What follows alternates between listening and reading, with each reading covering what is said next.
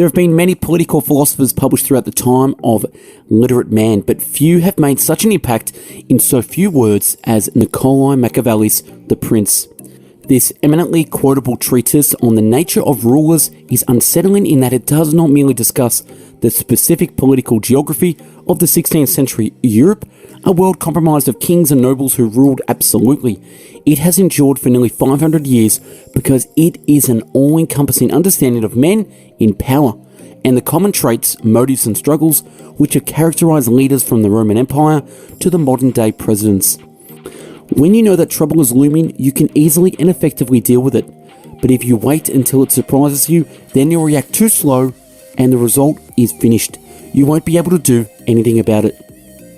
A key principle of politics is to not let others grow too powerful, or you will be the one who sets up your own downfall.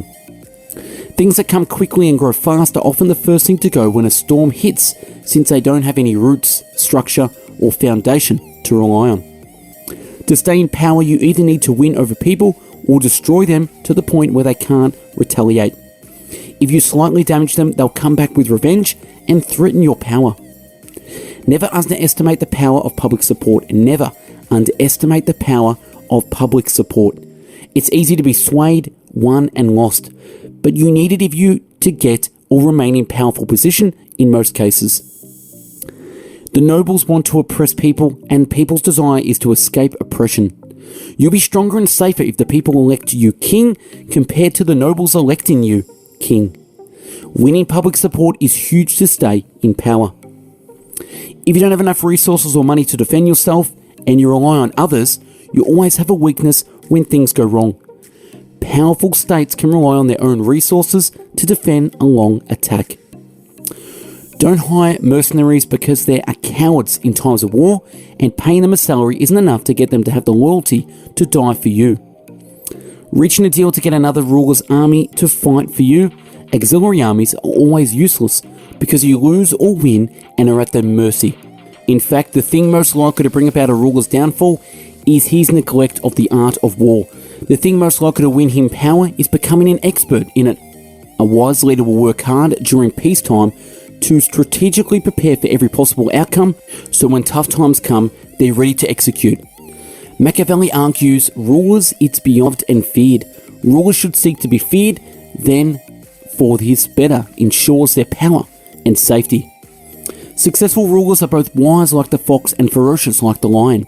They can channel both their mental acuity and dangerous side to get the job done.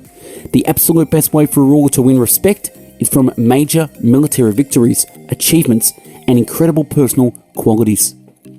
Choose your ministers wisely because they can loyally support you if their needs are met, but they have selfish ambitions when they turn on you at their best chance to. A ruler must establish their power on solid foundations, or they're bound to fail and lose power, their position, and sometimes their life. Solid foundations include good laws and a strong army, but it all starts with a strong army. It's far greater for a ruler to be feared than loved, for if he's loved and things get dangerous, people will turn their back on him. But if he's feared, people will fear the consequences of turning their back on him and thus remain loyal. A ruler can't have his people hate him though, that's dangerous. A ruler is in trouble when his subjects, armies, nobles, or people feel hatred or contempt against him. It's seemingly impossible to hold power at this point. To avoid this, don't show extreme cruelty or weakness. 3 favorite quotes.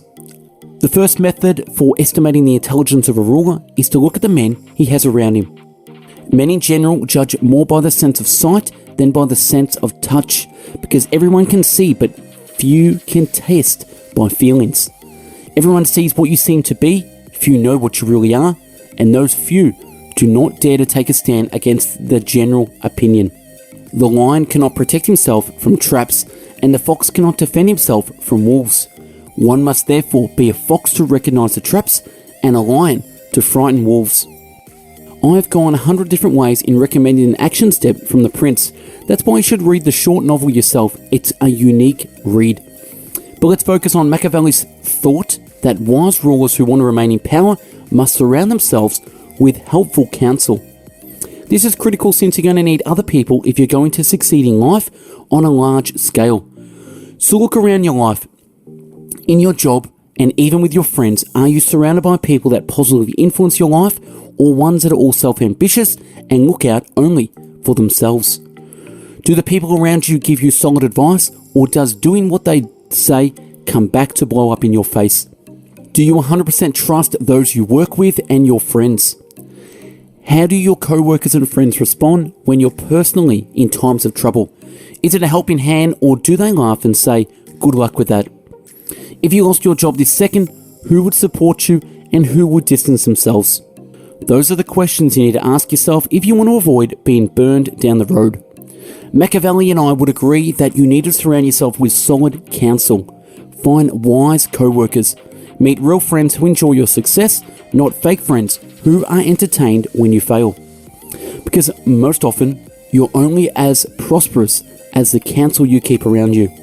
A ruler, a janitor, and everyone in between could heed this action step just as well.